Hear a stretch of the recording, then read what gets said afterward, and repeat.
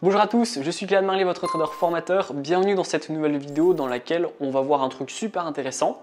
On va voir s'il vaut mieux investir en bourse ou en crypto.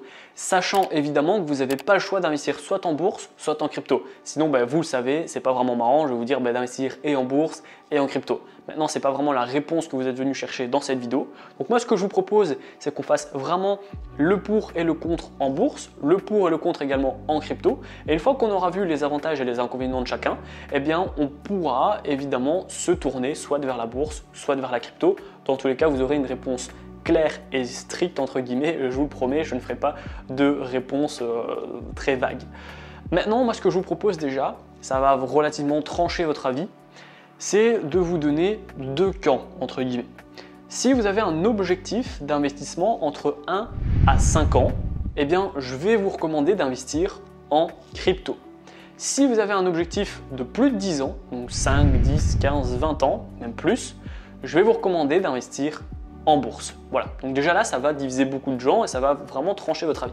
Maintenant, pourquoi je vais vous recommander de faire ça? Alors, entre 1 et 5 ans, c'est assez intéressant quand même pour déjà avoir un gros avis. C'est une belle deadline en fait, je trouve. Pourquoi? Parce que en fait, la différence déjà entre la crypto et la bourse, c'est que en crypto, le temps n'est pas forcément en votre faveur. Pourquoi? Parce que du coup, au plus le temps passe, au plus certes, voilà, c'est le début et on en reviendra sur les avantages, mais il y a une belle rentabilité à faire, etc. Par contre, il y a toujours ce risque de régulation, d'interdiction, etc. On l'a vu avec la Chine, on pourrait le voir avec les US, on pourrait le voir avec l'Europe. Donc il y a vraiment ce gros risque qui, en fait, chaque jour, on a entre guillemets un peu peur qu'on ait des régulations ou qu'on ait des interdictions totales d'utiliser ou de travailler avec le Bitcoin, l'Ethereum, etc. Donc moi, ce que je vous propose, ça va plutôt être d'investir avec un objectif entre 1 à 5 ans. Et si par exemple dans 5 ans, vous avez vu que les US n'ont toujours pas interdit, il y a des bonnes nouvelles au niveau de l'Europe, la Chine également c'est peut-être retourné ou autre, enfin du moins que le risque est le même, à ce moment-là, vous prolongez votre investissement. Par contre, si du coup dans 5 ans, vous avez vu que ça fait 5 ans, donc vous avez eu un beau point d'entrée, vous avez fait un petit peu de gain. Par contre, vous voyez que on a eu des régulations, c'est toujours pas super fiable, on sait toujours pas vraiment, on est toujours dans un flou, etc. Et que vous vous rendez compte qu'au bout de 5 ans, même si vous avez fait de la rentabilité, le ratio, je vais dire rentabilité-risque, n'est pas vraiment intéressant. Alors, vous prenez votre argent et vous décidez d'investir ailleurs. Toujours, comme je vous l'ai dit, dans l'optique que vous n'avez pas le choix d'investir dans un seul actif. Pour je ne sais quelle raison, mais voilà, on va dire que vous êtes fixé un seul marché et vous ne voulez pas vous diversifier. Alors qu'en fait, en bourse, lorsque vous avez une projection de 5, 10, 15, 20 ans, alors sachez qu'au-delà de 5 ans, donc il y a une grosse étude qui a été faite qui dit que à partir du moment où vous investissez dans une action, entre guillemets, peu importe l'action, maintenant il suffit quand même de savoir bien investir, mais en 7 ans d'investissement, si vous gardez l'action pendant 7 ans, vous avez 90% de chances que votre action elle est en positif au bout de 7 ans. Donc c'est quand même un gros avantage forcément. Et là, du coup, le temps est en votre faveur dans la bourse. Et ça, c'est super important. Vous, 5, 10, 15, 20 ans, plus le temps passe, plus vous recevez des dividendes tous les mois ou tous les 3 mois, 2 fois par an ou 1 fois par an, vous recevez des dividendes qui du coup soit peuvent vous servir de rester dans votre compte en banque et vous faire un petit kiff, ou alors de le réinvestir pour faire grossir votre capital. Mais vraiment le temps il est en votre faveur parce que c'est super safe. Et c'est justement là où on va faire la petite transition avec les avantages et les inconvénients, etc. L'avantage en bourse, c'est que c'est super safe. En bourse, c'est un peu comme en immobilier. Certes, il y a des petites crises, il y a des petites bulles, etc. C'est exactement la même chose que dans l'immobilier. Maintenant, on voit que ça fait des centaines d'années que ça existe. La bourse était là avant nous, elle sera là également après nous. On a chaque fois, même si tous les ans, il y a des gens qui disent c'est la crise, tout va s'effondrer, etc. On voit qu'à l'heure où je tourne cette vidéo, il y a des plus hauts, tout va bien. Voilà, alors certes, je ne dis pas que c'est comme ça que ça doit se passer et que ce n'est pas un peu inquiétant ce qui se passe en faisant des plus hauts alors qu'on est toujours en crise. Ça, c'est encore un autre débat. Maintenant, qu'on le veuille ou non, la bourse, elle fonctionne bien et les actions, elles performent, qu'on le veuille ou non. Et du coup, la personne qui a ses dividendes tous les mois ou tous les 3 mois, elle s'en fout en fait qu'il y a une crise parce qu'elle fait du DCA ou autre et du coup, elle a tellement de points d'entrée et elle est tellement bien placée au fur et à mesure que même s'il y a une crise, juste elle va réinvestir, elle va faire les soldes en fait tout simplement. Donc ça, c'est vraiment un gros avantage, c'est le fait qu'on ait de l'historique et c'est le fait également que ça soit très safe. L'avantage par contre de la crypto-monnaie, eh bien c'est qu'on est au tout début. Certes, ça donne l'inconvénient que on n'a pas d'historique. Maintenant, eh bien, c'est le tout début de quelque chose de nouveau, d'une révolution en fait. On peut le dire, si toute la planète peut avoir accès aux crypto-monnaies et payer avec des crypto-monnaies, quand on voit que la plupart des gens sur cette planète n'ont pas accès à un compte bancaire ou à une carte de crédit, ça peut être quand même super intéressant de se dire eh bien, que au plus les gens l'utilisent, au plus nous on va pouvoir l'utiliser aussi partout. Ce serait intéressant de pouvoir aller à Tokyo et puis aller à New York, toujours en utilisant du Bitcoin ou une autre crypto-monnaie, sans pour autant avoir des frais de conversion, de devises, etc. et que c'est super chiant. Donc là, voilà, c'est l'avantage, c'est qu'on est au tout début et que du coup, vu qu'on est au tout début, il y a une très grosse rentabilité à faire, même dans justement les cryptos safe, comme le Bitcoin, l'Ethereum, etc. Moi, je ne vais pas recommander du tout à une personne d'investir dans des cryptos où il n'y a pas de projet ni rien, surtout si vous faites de l'investissement à long terme. L'objectif d'investir dans des shitcoins, c'est vraiment de tenter un truc pendant une semaine ou deux et après c'est tout.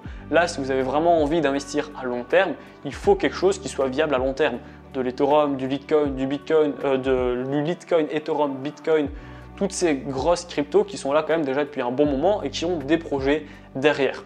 Donc voilà, ça c'est ce que je vais vous recommander. Et même si le Bitcoin par exemple il fait 10, 15, 20, 30% sur l'année, ça reste énorme en fait, vous vous rendez pas compte, mais c'est énorme.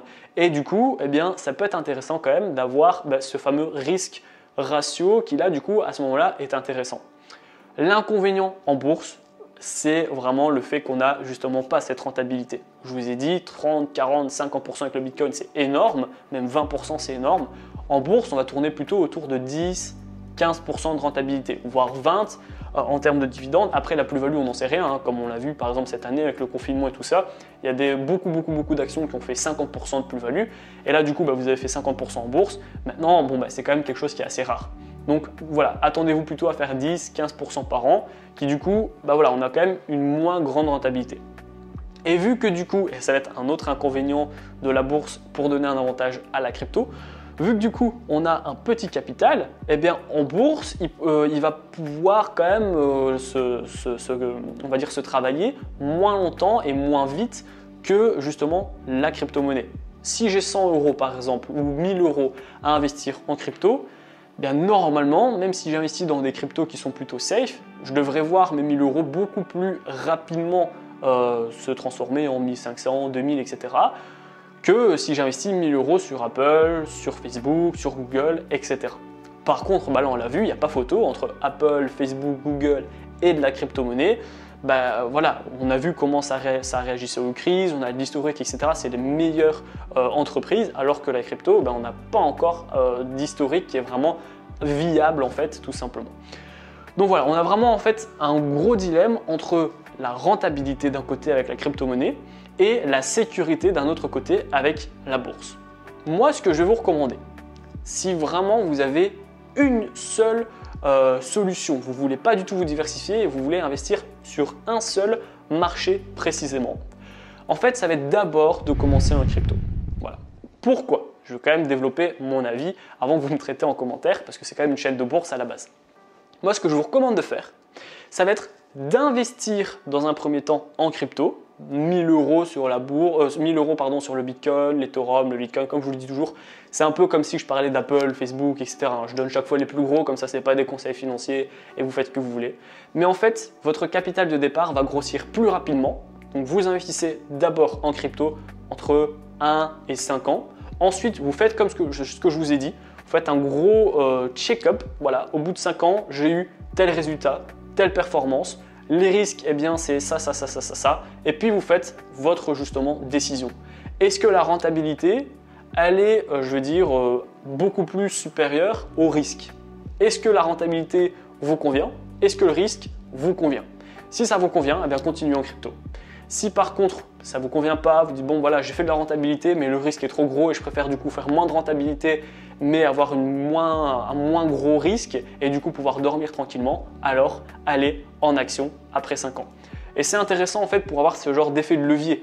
c'est d'investir à long terme. Attention, j'ai toujours parlé d'investir à long terme et de jamais faire du trading sur les cryptos. Ça, c'est une grosse différence. Investissez à long terme, donc pendant 5 ans par exemple sur les crypto-monnaies. Comme ça, vous avez gonflé votre capital. Et ensuite, une fois que votre capital est gros, eh bien, vous allez pouvoir aller dans le marché de la bourse où là, du coup, vous allez recevoir des dividendes qui sont très intéressants, qui vont pouvoir vous faire grossir encore plus votre capital, etc.